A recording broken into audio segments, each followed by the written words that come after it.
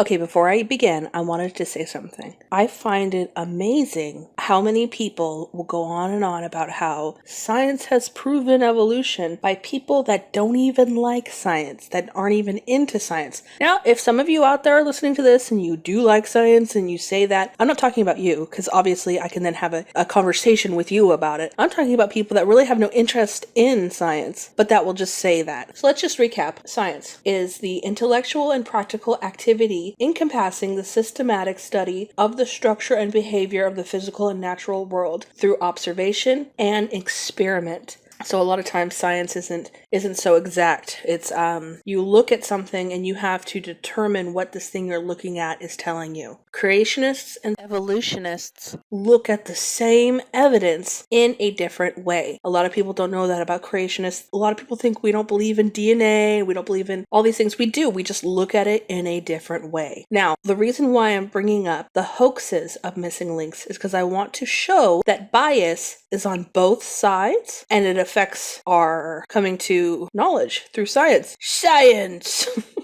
So let's get on with the article. Charles Darwin said if the evolution theory is true, then they would find an insane amount of in-between fossils. And of course, I'm paraphrasing. Or did he really say it like that? You'll never know. And we haven't. In fact, the Cambrian explosion shows us numerous species that we see today and no in-between ones, meaning no lizard birds. It probably also has species that we don't have today, and some might look at some species and say, hey, look, this is an in-between one. But I'd like them to challenge me and show me specifics and anyone out there of this animal is an in-between, because I'm pretty sure it'll be just an animal that was already in its direct type. See, here's the thing that Charles Darwin said. Because of the fact that evolution needs so many years of slow change. Of course, real fast, I just want to note there's some evolutionists that think that it happened fast. I'm talking about the ones that think, it took a long time. He said you would have so many in between. You would be able to see the vast array, the spectrum of in-between species.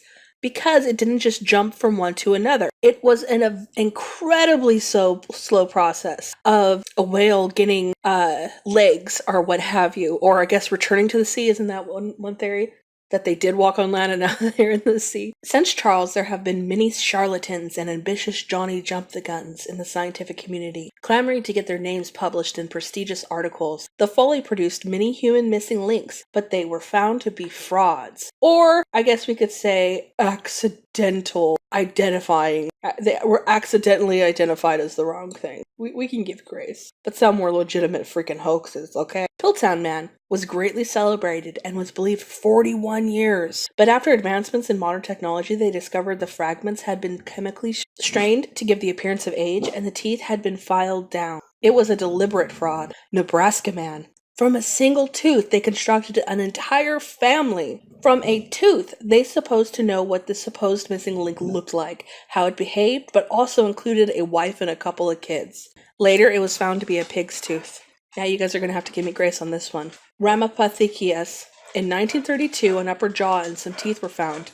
Then in 1960, when Mr. Simmons of Yale started to study the fragments and fit them together, he then chose to view this as a transitional being, one of man's early ancestors. This idea gained worldwide acceptance with anthropologists. However, in 1976, a man going by the name Pilbeam, probably pronouncing that wrong, who had been a student of Simmons and strongly supported Simmons' assertions, found a complete Ramapithecus jaw, and it was then known that Ramapithecus was in fact not a human, nor an ancestor of humans, but rather was deemed an ancestor of the orangutan. Orkman was skull, discovered in Spain. There was quite a buzz about this new missing link. Well, until some French scientists found it was in fact a donkey skull. So much for unbiased truth-seeking in the science realm, eh? Except for, of course, the French scientists. They were doing a good job. I gotta give them that. It's true. There are lots of good scientists. I'm just gonna have to throw that out there. Flipperthepicius, also pronouncing that wrong, was a bone found and reigned as the missing link. It got a lot of hype. Dr. Boas, the man who classified the fossil, described what he found in such journals as Nature, the American Journal of Physical Anthropology, and Natural History.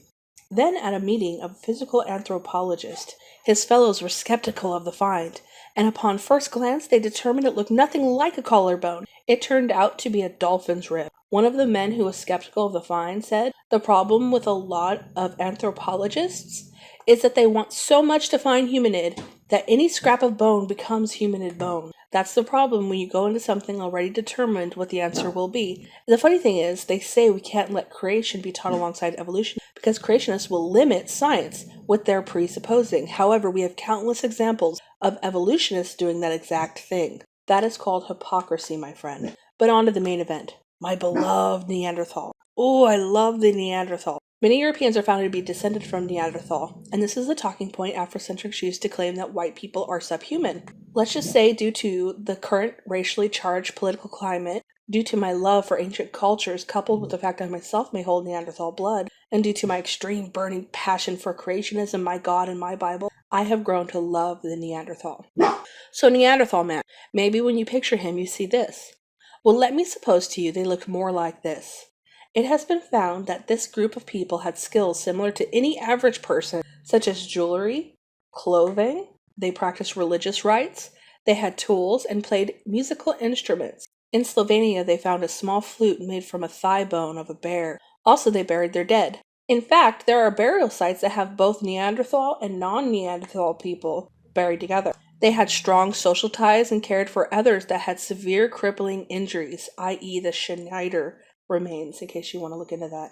And yes, they could talk. In 1983, one of the most complete Neanderthal skeletons ever was found. It included the first fossil hyoid bone of the Neanderthal. This bone is located in the throat and is directly related to the structure of human vocal tract, and is indistinguishable from that of modern humans.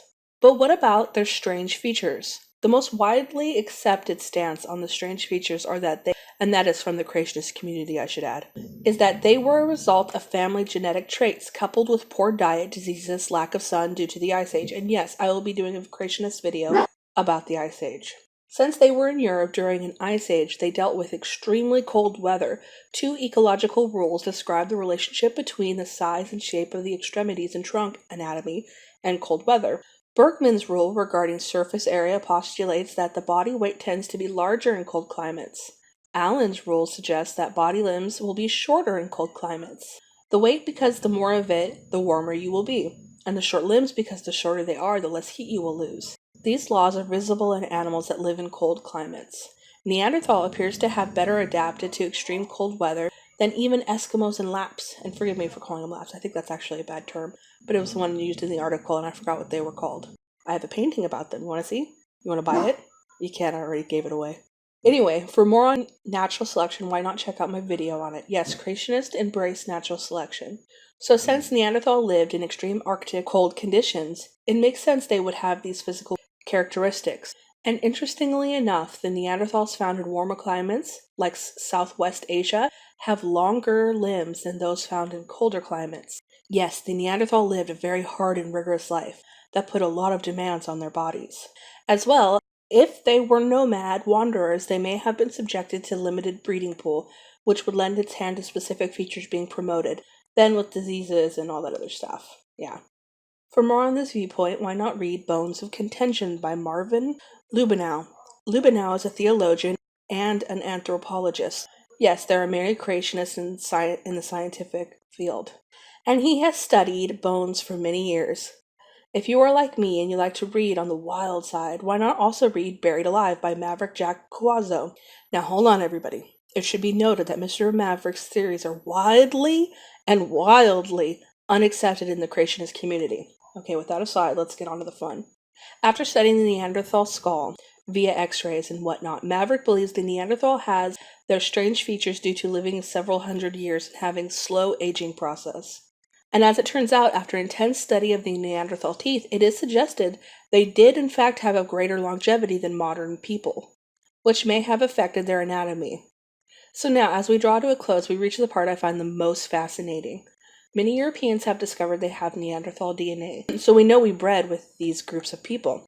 Maybe they died off, or maybe they bred out of existence, and they still live on within us today. So here's where it gets real interesting. There are many today that believe old Nordic tales of trolls, in which women are married to trolls, tricked into marriage, and just general dealings with these creatures that possess stronger traits than the average bear, Well, many believe these tales were in fact old stories passed down of the Neanderthal and the new Europeans clashing and melting together. I am planning on doing some videos showcasing some of these really interesting tales of trolls and human brides. I have one story about a troll that tricks and dominates kings and woodland creatures until a lad foils his plans. I'll put a link of that video in the description. A lot of these tales are even more fascinating when you listen to them with the idea that these might have been the Neanderthal, and their history of a sort has been passed down. Just think how a story will grow and be elaborated the more it gets passed on.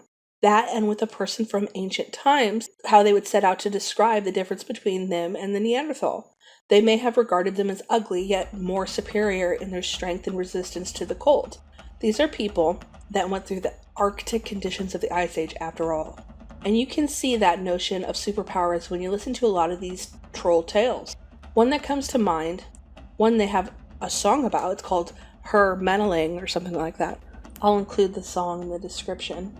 It's about a troll woman who fell madly in love with a knight. She pleads with him to marry her, and then tries to trick him too. These stories seem to show troll men having regular women brides and troll women being regarded as ugly, which makes sense in human nature. A Neanderthal could possibly provide a woman with better protection and security, seeing as how his robust body was well suited for such climates, whereas a pretty boy non-Neanderthal wouldn't get much from a Neanderthal woman, but possibly an ugly wife that could beat him up. So when you think about that, it makes sense they would have bred out of existence. I also think of another tale of a father that visits his daughters and his son-in-laws, and all three of his daughters are married to trolls, and each troll son-in-law has specific gifts. One's like a superior fisherman, one's a superior bowman, all these rigorous traits, and the man himself really just can't do it. I'm gonna do a video on that story. It's like a Danish tale. Anyways, a future video I am doing though, I'm going to be getting into Java Man and the infamous Lucy. Guten Abend.